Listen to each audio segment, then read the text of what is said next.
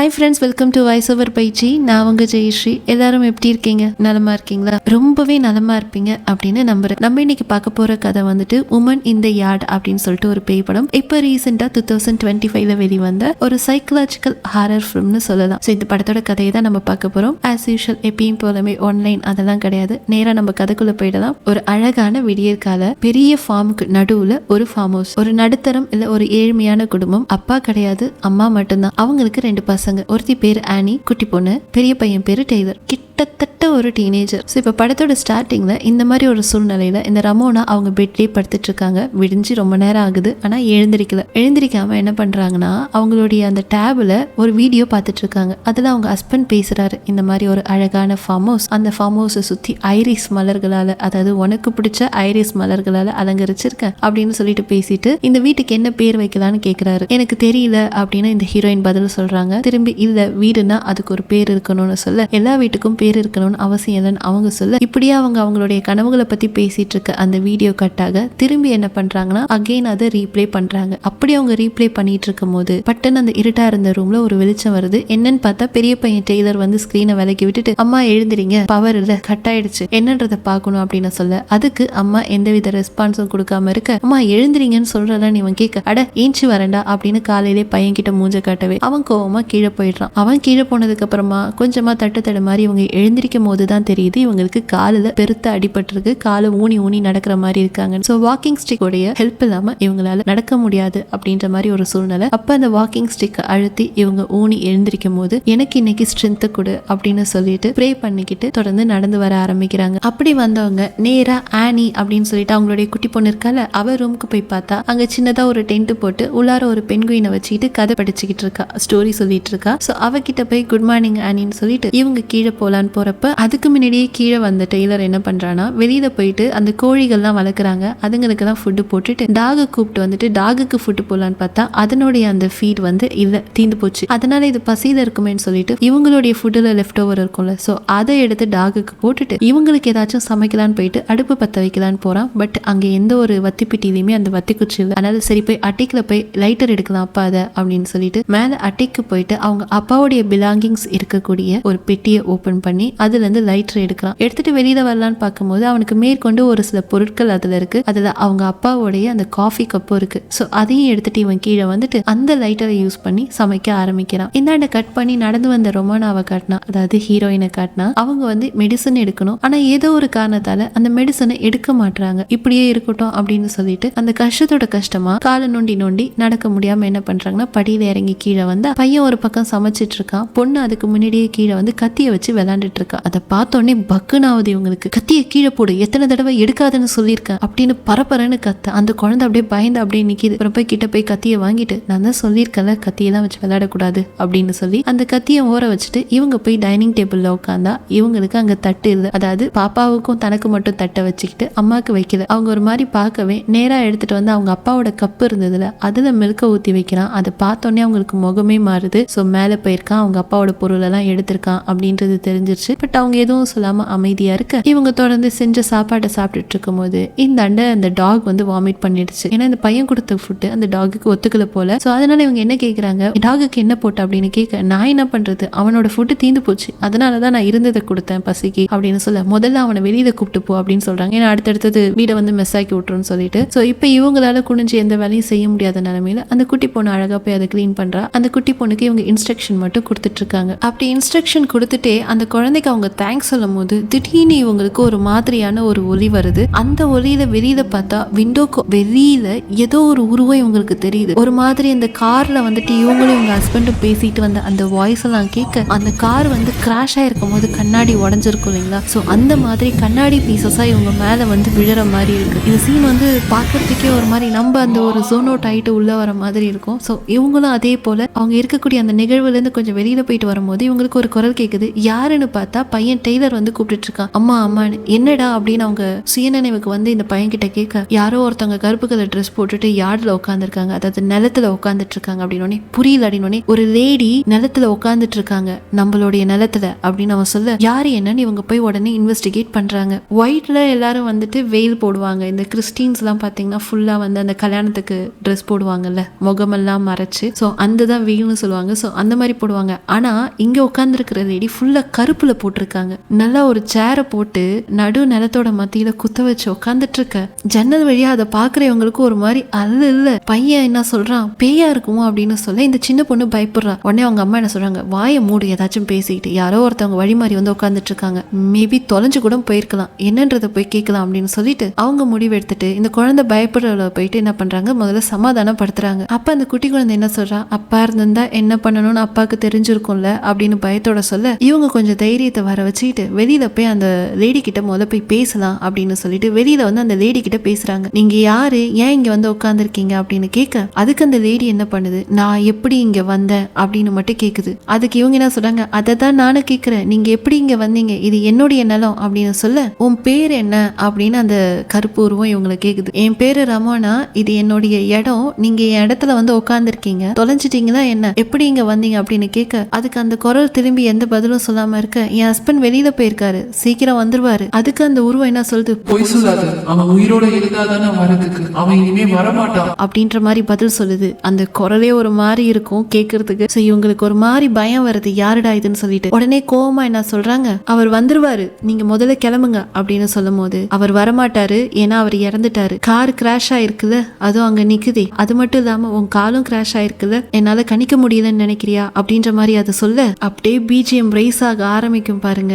என்னடா இது, ஆரம்பத்திலே பேய போட்டானுங்க இந்த படத்துலன்னு சொல்லிட்டு. அப்படி பிஜிஎம் ரைஸ் ஆறப்ப அப்படியே அந்த கையை தூக்கி துணிக்கு வெளியில காட்டினா கையை முழுக்க ரத்தமா இருக்கும். அதை பார்த்தோன்னே ஆஹா ஏதோ ஒன்று சுத்து போட்டுருச்சுடா நம்மள அப்படின்னு நம்ம ஹீரோயினுக்கு தெரிஞ்சு அந்த அடிப்பட்ட காலை வச்சுக்கிட்டு வேக வேகமா அவங்க திரும்பி போக, இந்த லேடி என்ன சொல்லுது, today is the day you call for me அப்படின்னு சொல்லுது. அதாவது இன்னைக்கு தான் அந்த நாள் நீ என்ன கூப்பிட்டது அப்படின்னு சொல்லிட்டு பரப்பரன்னு அவங்களுக்கு ஹார்ட் பீட் ரேஸ் ஆக எப்படியோ முடியாம கொள்ளாம அவங்க திரும்பி போறப்ப கோழியோட அந்த கூடு இருக்கும் இல்லைங்களா, அதை பார்த்தா கோழி இறந்து போய் கிடக்குது. அதனால வீட்டுக்குள்ள போகாம நேரா என்ன பண்றாங்க, அவங்களுடைய காருக்கு போயிட்டு கார்ல சார்ஜ் பண்ண ட்ரை பண்றாங்க. ஆனா காரும் வந்துட்டு ஸ்டார்ட் ஆக ஆரம்பிக்க மாட்டேங்குது. இங்க உள்ளார இருக்கிற டெய்லர் பையன் என்ன நடக்குது ஏது நடக்குதுன்னு தெரியாம வெளியில போலான்னு கொஞ்சம் ஸ்டெப் எடுத்து வைப்பான் பாருங்க. கரெக்டா இவங்க வீட்டுக்குள்ள வந்து என்ன பண்ற அப்படின்னு கேட்க, இந்த பையன் கடகடன்னு கொஸ்டினா கேக்குறான், யார் அந்த லேடி, நீங்க என்ன பண்ணீங்க ஏது பண்ணீங்க, நாங்க வெளியில போலாம் அப்படின்னும் போது அதுக்கு ரமோனா என்ன சொல்றாங்க, அந்த லேடி இங்க பக்கத்துல இருந்த நர்சிங் ஹோம்ல இருந்து எஸ்கேப் ஆகி வந்துட்டாங்க, உட்காந்துருக்காங்க, அவங்க கிட்ட நம்ம போ தேவையில்ல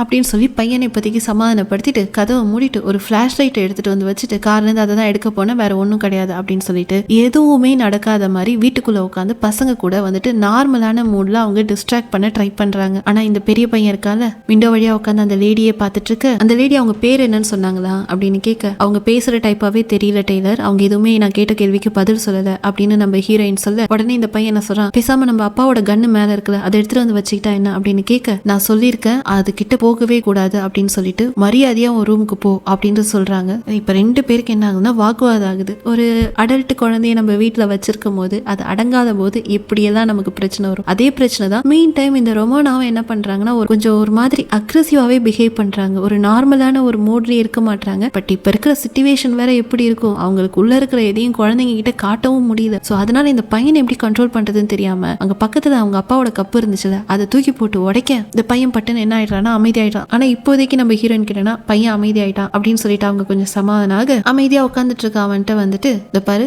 சீக்கிரமா பவர் வந்துடும், நம்ம போன் பண்ணி என்ன பண்ணலாம்னா போலீஸை கூப்பிட்டு அந்த உமனை வந்துட்டு கூப்பிட்டு போக சொல்லிடலாம் நம்ம ப்ராப்பர்ட்டியை விட்டு, ஒன்னும் கவலைப்படாத அப்படின்னு சொல்லிட்டு சொல்ல, அப்ப ஆனி வந்து பட்டுன்னு என்ன சொல்றா, நீங்க பாத்தீங்களா அவங்க கொஞ்சம் கிட்டக்கு வந்து உட்காந்துருக்காங்க அப்படின்னு சொல்லவே, அதெல்லாம் ஒண்ணும் இல்லை அவங்கள பாக்காதீங்க வாங்க மத்த வேலையை பார்க்கலாம் அப்படின்னு சொல்லிட்டு அந்த மூடை கொஞ்சம் இவங்க டிஸ்ட்ராக்ட் பண்ண ட்ரை பண்றாங்க. கொஞ்சம் மணி நேரம் அப்படியே போகுது, இவங்களும் வீட்டை விட்டு வெளியில போகல, அந்த உமனும் அந்த இடத்த விட்டு நவரல. அப்ப குழந்தை என்ன பண்றானா ரெட்ன்ற வார்த்தை எழுதும் போது ஆரை வந்துட்டு மாத்தி மாத்தி திருப்பி எழுதுறா. அப்ப இவங்களுக்கு ஒரு அன்கான்சியஸ் மைண்ட்ல இவங்களோட ஸ்டிச்சோடைய அந்த காயங்களை இவங்களே பிச்சு எடுக்கிற மாதிரி இருக்கு. பட் பட்டுன்னு என்ன ஆகுதுன்னா இந்த குழந்தை வந்துட்டு ரெட்ன்ற வார்த்தையை எழுதி இது கரெக்டானு கேட்கிறா. சோ அதனால இவங்க ரியாலிட்டிக்குள்ள வரும்போது அந்த ரெட்ல இருக்கிற ஆரை வந்துட்டு இல்லம்மா அது ரைட் சைட்ல வரணும் மாத்தி எழுது அப்படின்னு சொல்லவே இந்த குழந்தை உடனே என்ன பண்றா, நீங்க ஏன் வரையறத விட்டுட்டீங்க அப்படின்னு கேட்க, இதுக்கு மேல வரையறதுக்கு அம்மாவோடைய மைண்ட்ல எதுவுமே இல்லம்மா அப்படின்ற மாதிரி அவங்க அவங்க சொல்லிட்டு சரி இந்த உமன் என்ன பண்றா அவளை போய் என்னன்னு தான் கேட்போம் அப்படின்னு சொல்லிட்டு நீ உள்ளேயே இராணி அப்படின்னு சொல்லிட்டு இவங்க வெளியில போறாங்க. அப்ப டெய்லர் தூங்கிட்டு இருக்கான். அப்படி வெளியில போனவங்களுக்கு அந்த உமன் ஒரு இடத்துல உட்காந்துருக்கிறது மட்டும் தெரியுது. சரி சார்லி வந்து ரொம்ப நேரமா குலைச்சிக்கிட்டே இருந்தான். அவனுடைய குரல் திடீர்னு காணும், அதாவது அந்த டாக். ஸோ அதனாலதான் இவங்க வெளியில போனாங்க. போனவங்க சார்லி எங்கன்னு பார்த்தா சார்லியை காணும், வெறும் சங்கிலி மட்டும் இருக்கு. அதனால அந்த சங்கிலியை இந்த மாதிரி அவங்க பரபரன்னு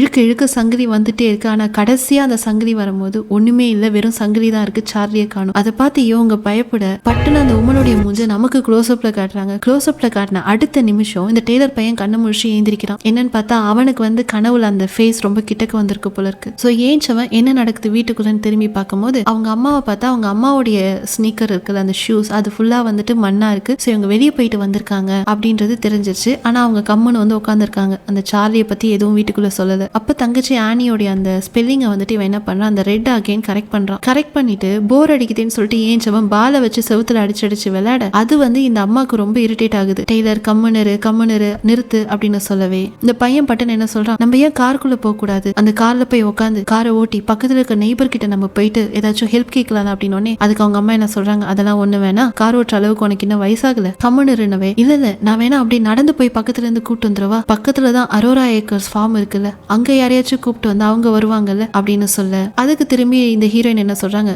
கம்முனருனா கம்முனரு, வேண்டானா வேண்டாம் அப்படின்னு சொல்லிட்டு இவங்க உட்காந்துட்டு இருக்க இவன் கோவத்தை எது மேல காட்டுறதுன்னு தெரியாம அந்த பாலை தூக்கி என்ன பண்றான்னா செவுத்துல அடிக்கிறான். அது பயங்கரமா இவங்களுக்கு கோவம் வரவே அந்த பாலை பட்டுன்னு இவங்க புடிச்சு அவங்கிட்ட கோவத்தை காட்டாம இந்த ஆனி கிட்ட வந்து எத்தனை தடவை சொல்றேன், பொலைட்டா சொன்னா உனக்கு புரியாதா, இந்த ஆர் இப்படி வராது, திருப்பி எழுது அப்படின்னு சொல்லிட்டு பயங்கரமா கத்துறாங்க. கத்துனோடனே இந்த குட்டி குழந்தைக்கு மூஞ்சே மாறி போச்சு. அது கம்முன்னு உட்காந்துட்டு இருக்க இவகிட்ட கத்துனதை பார்த்து அந்த பையனும் கம்முன்னு ஆயிட்டான். அப்புறம் கொஞ்ச நேரத்துல இவங்களே சமாதானம் ஆயிட்டு என்ன பண்றாங்கன்னா அந்த குழந்தைய தூக்கி ஒன்னும் இல்ல அம்மா தப்பா வந்துட்டு உன்னை திட்டேன் மன்னிச்சிடு அப்படின்னு சொல்லிட்டு அந்த குழந்தைக்கு லுலாப்பி பாடுறாங்க, அதாவது அந்த தாலாட்டு பாடுறாங்க. அதுவும் அமைதியா சரி அம்மா சமாதானப்படுத்துறாங்கன்னு கட்டி பிடிச்சிக்குது. அப்ப அப்படியே மிரர்ல காட்டினா பாடிக்கிட்டே இருந்தவங்க பட்டுன்னு என்ன பண்றாங்கன்னா காலையில அவ வச்சு விளையாண்டுட்டு இருந்தாங்களே கத்தி, குட்டி பொண்ணு, அந்த கத்தியை வச்சு அந்த குழந்தைய குத்துற மாதிரி இருக்கு. ஆனா இவங்க குத்துறது குழந்தையே கிடையாது, அந்த தலகாணியை தான். ஆனா இவங்க இந்த மாதிரி பண்ண ஆக்ட எட்டக்கு இருந்து அந்த டெய்லர் பார்த்துட்டான். ஏன்னா இவங்களுக்கு ஒரு விஷயம் நடக்கிற மாதிரி இருக்கு. ஆனா பசங்க மாட்டிட்டு அவங்க வேலையை பார்த்துட்டு தான் இருக்காங்க போல இருக்கு. சோ இதை பார்த்ததுல இருந்து அந்த டெய்லர் பையனுக்கு ஒரு மாதிரி பயம் வருது, அம்மாவை பார்த்தா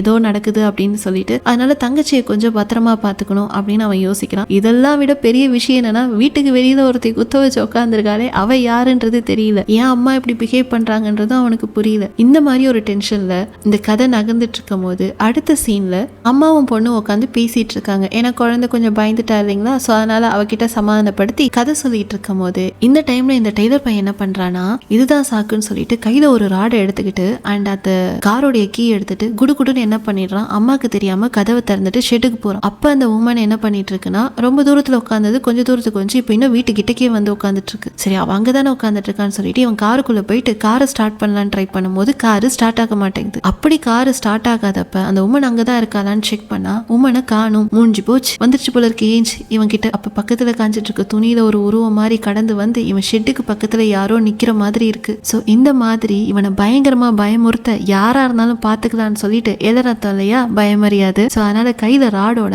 அவனை துரத்துற அந்த நிழலோட நிழலா இவன் வெளியில வந்து ஒரு என்ட்ரன்ஸ் கிட்ட வரும்போது அடிச்சு சாவச்சிடலான்னு சொல்லிட்டு கத்திய வீச இல்ல அந்த ராட வீச வந்தது அந்த உருவம் கிடையாது, இவனுடைய அம்மா. பையனை காணும் தேடிட்டு வந்திருக்காங்க. ஜஸ்ட் மிஸ், இல்லைன்னா கழுத்துலயே ஒரு இழுப்பு இழுத்திருப்பான். அம்மா நீங்களா அப்படின்னு கேட்க இங்கேயா வந்த வா அப்படின்னு சொல்லிட்டு அவனை உள்ள வந்துட்டு அடிச்சு கிடிச்சு கூப்பிட்டு வந்தா உள்ள வந்து என்ன கேட்கறான், காரு ஸ்டார்ட் ஆகல, என்கிட்ட பொய் சொல்லியிருக்கீங்கல்ல அப்படின்னு சொல்லவே அது மட்டும் இல்லாம சார்லி வெளியில இருக்கான்னு சொல்லியிருக்கீங்க, போய் பார்த்தா தான் தெரியுது சார்லி செத்துட்டான், அந்த உமன் ஏதோ பண்ணிருச்சு, இது எல்லாத்தையும் என்கிட்ட மறைச்சிட்டீங்கல்ல அப்படின்னு சொல்லிட்டு அவங்க அம்மா கிட்ட கத்திட்டு இருக்க அவனை எப்படி ஸ்டாப் பண்றதுன்னு தெரியாம பக்கத்துல இருந்து ஒரு கூடையை தூக்கி அவனை பட்டுன்னு அடிச்சுட்டு வாயை மூடிட்டு கம்முனுடா அப்படின்னு சொல்லவே அவன் கடுப்பாயிட்டு என்ன பண்ணிட்டானா இவ்வளவு நேரம் பர்மிஷன் கேட்டு இதுக்கு மேல அம்மா கிட்ட பர்மிஷன் கேட்டா செட் ஆகாதுன்னு சொல்லிட்டு அவங்க அப்பாவுடைய லாக்கரை திறந்து பட்டுன்னு அந்த ரைஃபிளை எடுத்துட்ட உடனே இவங்களுக்கு தெரிஞ்சிருச்சு என்னாச்சு ஏதாச்சுன்னு சொல்லி. அதனால இவங்க என்ன பண்றாங்க, டேய் வேணாண்டான்னு சொல்லவே இவங்க அம்மா இருந்த ரூமை வந்துட்டு என்ன பண்ணிட்டானா பட்டுன்னு க்ளோஸ் பண்ணிட்டு தங்கச்சிட்டு என்ன சொல்றான், என்னானாலும் கதவு திறக்காத அப்படின்னு சொல்லிட்டு தைரியத்தை வர வச்சுக்கிட்டு நேரா வெளியில போய் அந்த உமன் கிட்ட பேசுறான். உனக்கு 10 செகண்ட் தான் தருவேன், இங்க இருந்து போல நான் சுற்றுவேன், அது மட்டும் இல்லாம என் டாக கொண்டுட்டல அப்படின்னு சொல்லிட்டு கோவமா அந்த உமன் கிட்ட இந்த பையன் பேசிட்டு இருக்க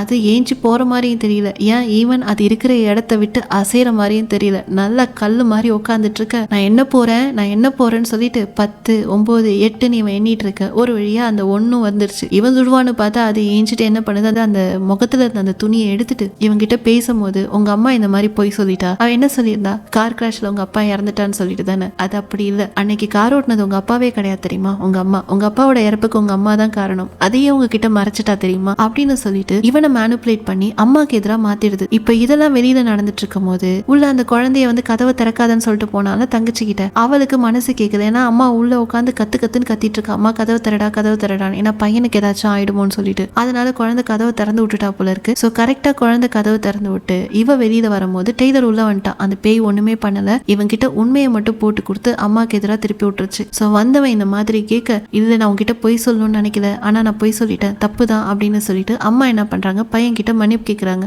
நானும் அப்பாவும் இந்த மாதிரி ஒரு இடத்துக்கு வந்துட்டு சாப்பிட போயிருந்தோம், எனக்கு இந்த இடத்துல வாழறது சுத்தமா பிடிக்கல, சஃபகேட்டிங்கா இருந்தது, அதனால அப்பா கிட்ட இருந்து இங்க வெளியில போகணும்னு கேட்டிருந்தேன். அன்னைக்கு எங்க 2 பேருக்குள்ள பயங்கர சண்டை, நான் ரொம்ப டிப்ரெஷன்ல இருந்தேன். காரை ஓட்டிட்டு வரும்போது எழுத்தாப்புல ஒரு வெளிச்சம் வந்தது மட்டும்தான் தெரிஞ்சது, அப்பதான் இந்த மாதிரி ஆக்சிடென்ட் நடந்துச்சு, எதையும் நான் வேணும்னு பண்ணல அப்படின்னு சொல்லிட்டு இவங்க சொல்றாங்க. காரணம் இவங்களுக்கு இந்த கிராமம் பிடிக்கல, இவங்க வெளியில போகணும். பட் ஆனா இவருடைய கணவருக்கு இங்க இருக்கிறது தான் ஆசை. பட் இந்த மாதிரி இவங்க இந்த கதையை சொல்லும் போது அந்த ஆக்சிடென்ட் நடக்கும்போது இவங்களுக்கு அப்பவே இந்த உமன் என்ன ஆயிருக்குன்னா, இந்த காரோடைய ஃப்ரண்ட் மிரர் அந்த உமனுடைய உருவம் தெரிஞ்சிருக்கு. சோ அதெல்லாம் நம்ம ஹீரோயின் சொல்ல அதை கேட்ட பையன் ஒரு மாதிரி என்ன ஆயிட்டானா, அடே உடஞ்சு நின்னுட்டான். அப்ப இந்த குழந்தையும் ஒரு ஓரமா எல்லாத்தையும் கேட்டுட்டு நிக்க பால் வந்து உள்ள விழுது. ஆக்சுவலி இவங்க ஃபர்ஸ்ட் பாலை பிடிச்சாங்கல்ல ஒரு சீன்ல, அப்ப என்ன பண்ணிருப்பாங்க, பாலை தூக்கி வெளியில போட்டிருப்பாங்க. அந்த பால் ஆட்டோமேட்டிக்கா இப்ப உள்ள வந்து விழுது. உள்ள வந்து விழுந்த உடனே இவங்க எல்லா கதவையும் சாத்திருப்பாங்க. ஆனா சாத்தின கதவெல்லாம் திறக்க வெளியில இருந்து வெளிச்சம் வருது. அந்த வெளிச்சத்து மூலயமா அந்த உமனுடைய நிழல் உள்ள வந்து ஒரு பெரிய உருவமா மாறி இவங்க வீட்டுல இருக்கிற எல்லா பொருளையும் அந்த நிழல் லைட்டா தட்டி விட்டாலே என்ன பண்ணுதுன்னா கீழே விழுற மாதிரி ஆகுது. இந்த குழந்தைய பிடிக்க வருது. அதனால இதை பார்த்து அந்த குழந்தை கத்த, இந்த சத்தெல்லாம் கேட்டு இந்த அம்மாவும் பிள்ளையும் வந்துட்டு நேரா அட்டிக்கு போங்க அப்படின்னு சொல்லிட்டு ஒரு சேசிங் மாதிரி இருக்கும். அந்த நிழல் இவங்களை வந்துட்டு பிடிக்க வரும்.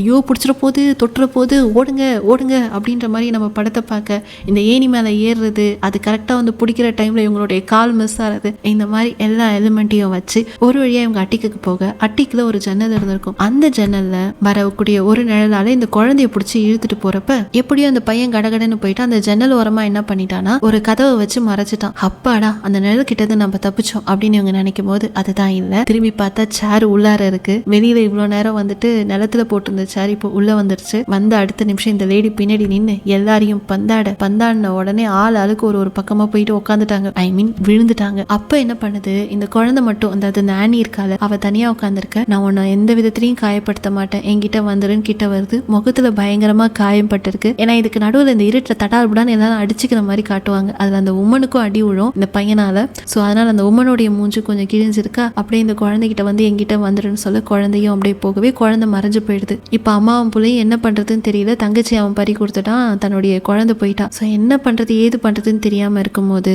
அப்ப ஆனியோட குரல் கீழே இருந்து கேக்குது. ஏன்னா இவங்க அட்டிக்குல இருக்காங்கல்ல. ஸோ இவங்க என்ன நினைக்கிறாங்க, ஓகே கீழே அவ போயிட்டா போல இருக்கு அப்படின்னு சொல்லிட்டு அவ குரல் கேட்கிற இடத்துல போய் அவளை நான் கூப்பிட்டு வரேன், நீ இங்கேயே இருன்னு சொல்லிட்டு பையனை அங்கேயே விட்டுட்டு இவங்க என்ன பண்றாங்க, ஒரு சின்ன லைட்டரை எடுத்துக்கிட்டு நேரா கீழே போறாங்க. அட்டிக்குல இருந்து வீடே ஃபுல் இருட்டா இருக்கு. ஏன்னா இவங்க எல்லா கதவையும் மூடிட்டாங்க. வெளியில இருந்து ஒரு வெளிச்சமும் வரல. கையில அவங்க அப்பாவோட லைட்டர் இருக்குல்ல, அந்த லைட்டரோட உதவியோட போறப்ப அவங்க அப்பாவோட கன் எடுத்தாலும் இந்த பையன் அங்க ஒரு லாக்கர் மாதிரி இருக்கு. அந்த லாக்கருக்குள்ள போனா ஒரு டனல் மாதிரி போகுது. பொறுமையா அந்த டனலுக்குள்ள போக போக போக போக இவங்க ஒரு ரூமுக்கு போறாங்க. இந்த ரூம்குள்ள வந்தோடனே பயங்கர வெளிச்சமா அழகா இருக்கு. அங்க இவங்களுடைய ஹஸ்பண்ட் படுத்திருக்காரு. திரும்பி அந்த வீடியோல வந்துச்சுல அதே டைலாக்ஸ் வருது. சோ இவங்க பேசிட்டே என்ன பண்றாங்கன்னா ஹஸ்பண்ட் கிட்ட போய் அப்படியே படுத்துறாங்க. ஏன்னா பயங்கர ஸ்ட்ரெஸ்ல இருக்காங்க போல. அதாவது வாழ்வா சாவான்ற மாதிரி மன போராட்டத்துல இருக்காங்க. சோ அப்படி இருக்கும்போது அவர் ஹஸ்பண்ட் கிட்ட போய் படுக்க அப்பதான் அவங்க ஹஸ்பண்ட் கையில இருந்த அந்த டாட்டோ டோட்டலா இன்வெர்ட் ஆயிருக்கு. அதாவது இந்த கண்ணாடியில பார்த்தா தலைகீழா தெரியும்ல, லெஃப்ட் டு ரைட்டா. சோ அப்படி தெரியுது. அதனால உடனே என்ன பண்றாங்க, அந்த ரூம்ல இருக்கிற எல்லா பொருளையும் பார்த்தா எல்லாமே வந்துட்டு அப்படியே மாறி மாறி தெரியுது. அப்பதான் இவங்களுக்கு தெரியறது என்னன்னா இவங்க வந்து ஒரு மிரருக்குள்ள இருக்காங்க. அதாவது மிரர்ன்றதுல ஒரு டிராப்புக்குள்ள இருக்காங்க